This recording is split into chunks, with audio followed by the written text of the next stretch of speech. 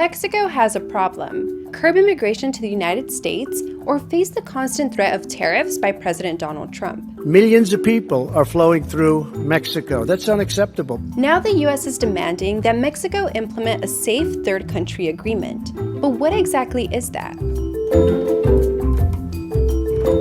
The essence of a third safe country agreement is that migrants have to apply for asylum in the first safe country that they enter. That would mean that migrants who enter Mexico on their way to the U.S. would now have to ask for asylum in Mexico rather than continue on to the U.S. and ask for asylum there. There's no international governing body to decide if a country is safe. The agreement would have to be reached on both sides of the border. But not all countries would agree that Mexico is safe. Mexico has a very high crime rate, a very high number of homicides, murders. There have been, over the past years, migrants who've been killed or kidnapped and held for ransom. More than 1 million migrants have come across the border this year. So let's say Mexico does declare itself a safe country. Would that deter people from coming to the U.S.? It could work.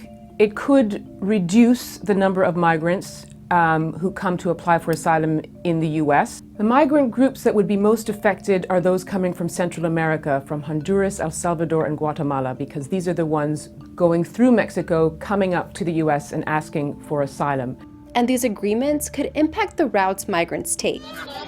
They try to sneak across the border illegally, take long journeys through very hostile territory, avoid border detection, and so the number of illegal immigrants could increase, and the dangers to migrants could increase. The U.S. already has a safe third country agreement with Canada. It has decreased the number of asylum seekers, but illegal immigration hasn't been deterred.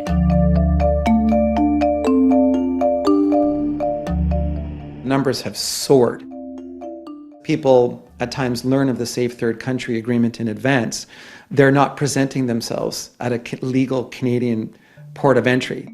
Central and North America aren't the only regions in the world grappling with this issue. In 2016, the European Union made a safe third country deal with Turkey. It reduced the number of migrants heading to EU countries. We know that the number of refugees seeking asylum in the EU fell by half after that agreement was signed.